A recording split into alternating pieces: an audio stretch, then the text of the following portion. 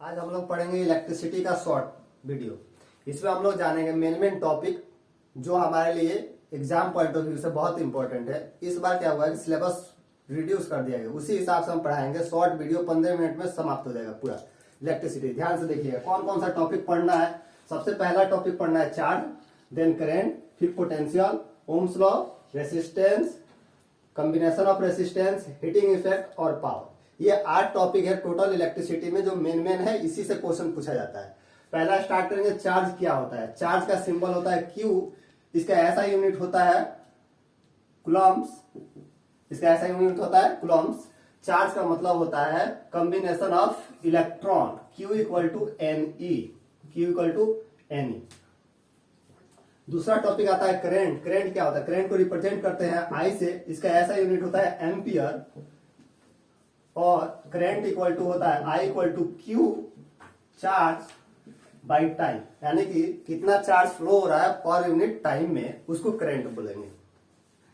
Clear होते जा रहा है। तीसरा है पॉइंट पोटेंशियल। पोटेंशियल का मतलब होता है, पोटेंशियल को V से रिप्रेजेंट करते हैं।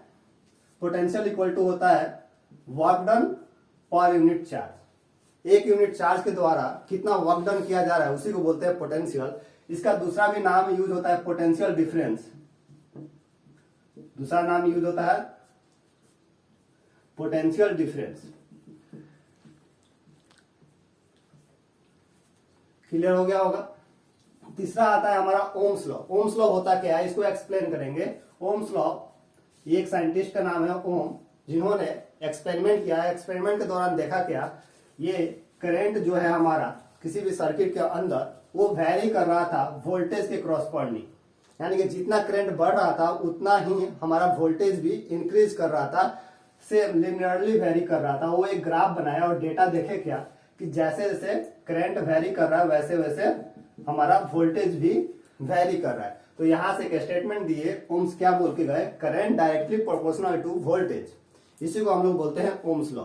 कोई भी पूछेगा व्हाट इज ओम्स लॉ, तो सिंपल डेफिनेशन दे देना है, electric current is directly proportional to the electric voltage. अब यहां से प्रोपोर्शनलिटी हटता है तो एक कांस्टेंट आता है, कोई भी जानता है।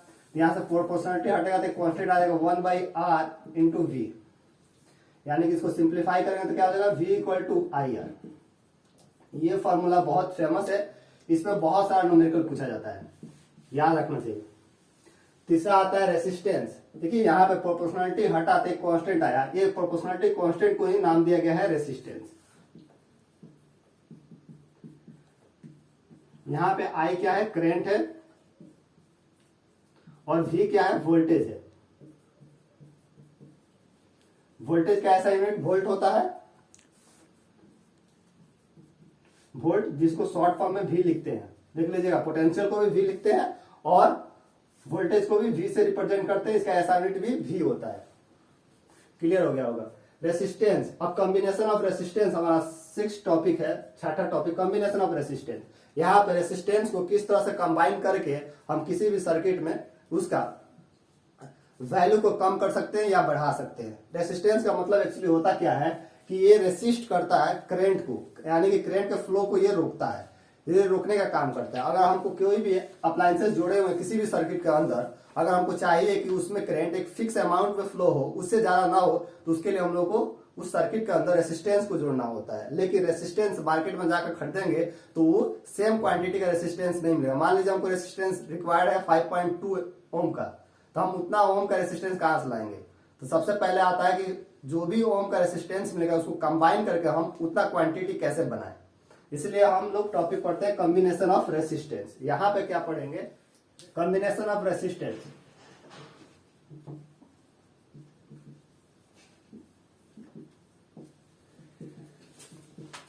इसमें क्या बताया कि ये 2 तरह का कॉम्बिनेशन होता है, एक होता है पैरेलल, दूसरा होता है series. Series combination, parallel combination क्या होता है, सीरीज कॉम्बिनेशन क्या होता है। यहाँ पे क्या होता है कि जितना भी अप्लायंसेस होते हैं वो एक दूसरे से पैरेलली कनेक्ट होते हैं। जैसे एक अप्लायंसेस, दूसरा अप्लायंसेस, तीसरा अप्लायंसेस, ये तीनों एक दूसरे से पैरेलली कनेक्टेड है। इसमें क्या होता है, इसमें वोल्टेज सेम होता है ऑल अप्लायंसेस के अकॉर्डिंग। ऑल अप्लायंसेस के क्रॉसपॉन्डिंग यहाँ पे क्या होता है, वोल्टेज सेम होता है। जितने भी रेसिस्टेंस होंगे उनके अक्रॉस वोल्टेज क्या होगा, सेम होगा। लेकिन सीरीज में क्या होता है, वोल्टेज सेम नहीं होता है लेकिन करंट सेम होता है, आई सेम होता है। यहां पे क्या होता है, यहां पे करंट सेम नहीं होता है, सेम नहीं होता है, बट यहां पे वोल्टेज सेम नहीं होता है।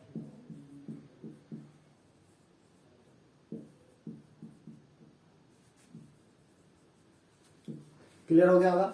इसका डायरेक्टली हम फॉर्मूला बताएंगे क्योंकि ये शॉर्ट वीडियो है, यहां पर जानना नहीं है कि कैसे आता है इसका इक्विवेलेंट रेसिस्टेंस। बहुत सारा रेसिस्टेंस को अगर हम पैरेलली जोड़ देते हैं तो उसका एक सिंपल फॉर्मूला होता है R equivalent, 1/R equivalent equal to होता है 1/R1 plus 1/R2 plus 1/R3। जितना भी रेसिस्टेंस आएगा बाई करके हम लोग जोड़ देंगे। ये होता है सीरीज कॉम्बिनेशन के लिए, ये होता है पैरेलल कॉम्बिनेशन, सॉरी ये होता है क्या, पैरेलल कॉम्बिनेशन के लिए आर इक्विवेलेंट। यही सीरीज कॉम्बिनेशन के लिए आ जाता है R equivalent equal to R1 plus R2 plus R3।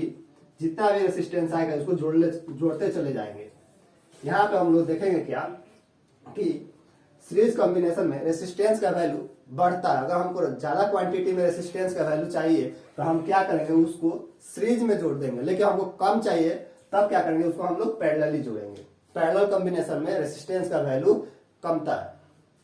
Clear हो गया होगा। रेसिस्टेंस का ऐसा यूनिट होता है ओम। क्यों, क्योंकि ये ओम्स लॉ से आता है। इसको कौन खोजा था, ओम खोजे थे।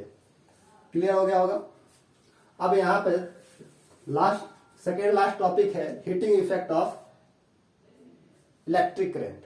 इलेक्ट्रिक करंट के द्वारा कौन कौन सा इफेक्ट देखा जाता है इसके बारे में हम लोग जानेंगे।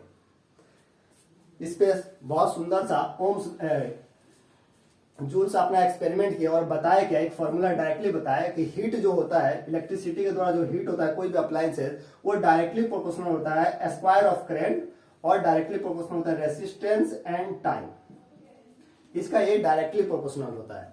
यहां से आता है प्रोपोर्शनलिटी हटता है तो एक कांस्टेंट आता है, वो होता है के आई स्क्वायर आर टी।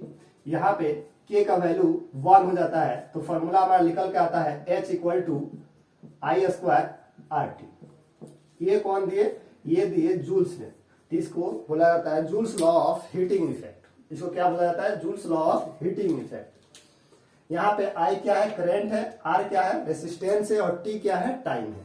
जितना टाइम कंज्यूम कर रहा है कोई भी सर्किट में, मान लीजिए एक बल्ब है, बल्ब ग्लो कर रहा है, कितना समय तक वो ग्लो कर रहा है उसके अकॉर्डिंग उसका पता चलेगा कि वो कितना हीट प्रोड्यूस कर रहा है।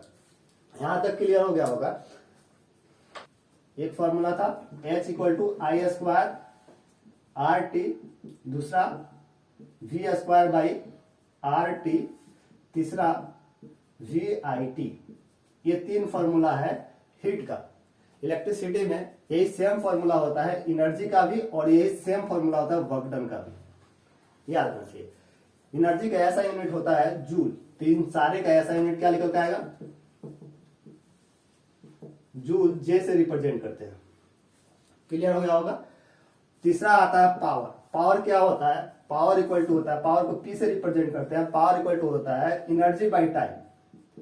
एनर्जी बाई टाइम यानी एनर्जी का फॉर्मूला यही है। इसको टाइम से डिवाइड कर देंगे तो टाइम रिमूव हो जाएगा, तो क्या फॉर्मूला निकल के आएगा, VI, या फिर हम लोग लिख सकते हैं V स्क्वायर बाई आर, या फिर क्या लिख सकते हैं I स्क्वायर आर। ये हमारा फॉर्मूला आता है पावर का। पावर का ऐसा यूनिट होता है वाट, जिसको W से रिप्रेजेंट करते हैं, जिसको W से रिप्रेजेंट करते हैं। यहाँ पे कंफ्यूज नहीं होना है। वाट यहाँ पे वर्क डन को भी W से रिप्रेजेंट करते हैं और वाट को भी W से रिप्रेजेंट करते हैं। कंफ्यूज नहीं होना है। अगर न्यूमेरिकल में कोई भी न्यूमेरिकल दिया रहेगा जैसे 2.3 ऐसे दिया रहेगा, इसका मतलब है ये पावर को रिप्रेजेंट कर रहा है। ठीक है, इसको हम लोग वर्क डन नहीं समझेंगे। क्लियर हो गया होगा। यहाँ पे ये टोटल हमारा इलेक्ट्रिसिटी का मेन टॉपिक है। एक बार हम लोग फिर से समराइज कर लेते हैं फॉर्मूला कौन कौन सा पढ़े हैं इलेक्ट्रिसिटी में। पहला हम लोग फॉर्मूला पढ़े चार्ज के बारे में। चार्ज को Q से रिप्रेजेंट करते हैं और Q इक्वल टू क्या होता है, Ne।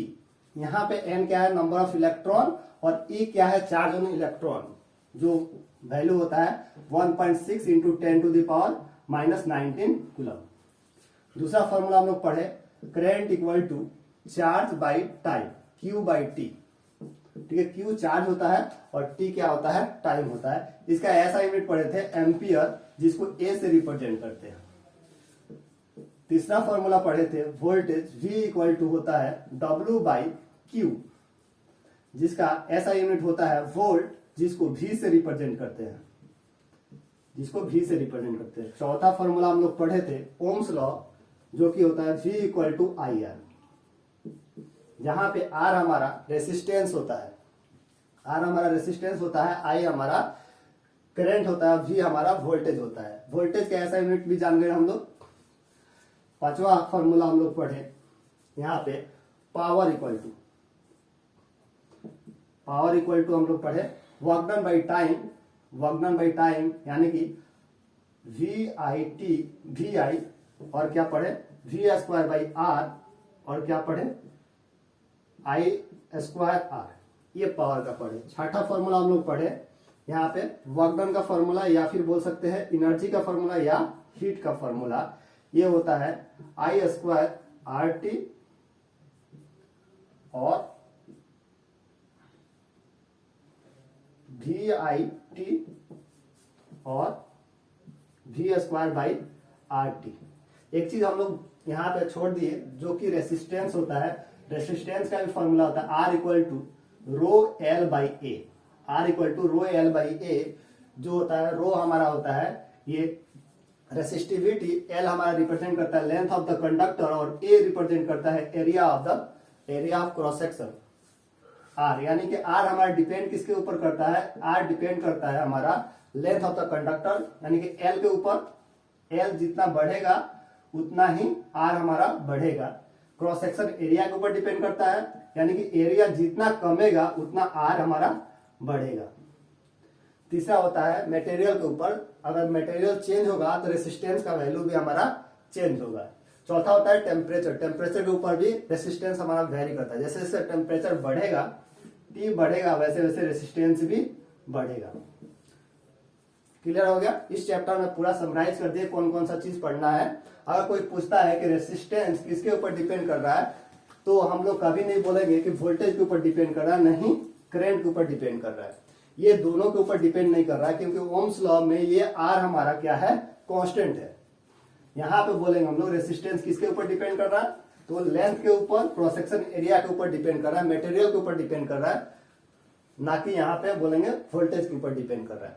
क्लियर हो गया होगा पूरा? ये टोटल समरी है इस चैप्टर का। इसी से न्यूमेरिकल पूछा जाएगा, यही फॉर्मूला है, इसी से न्यूमेरिकल पूछा जाएगा। अगर ये पूरा फॉर्मूला क्लियर है तो आप लोगों से कोई भी इस चैप्टर से न्यूमेरिकल आएगा वो छूटेगा नहीं।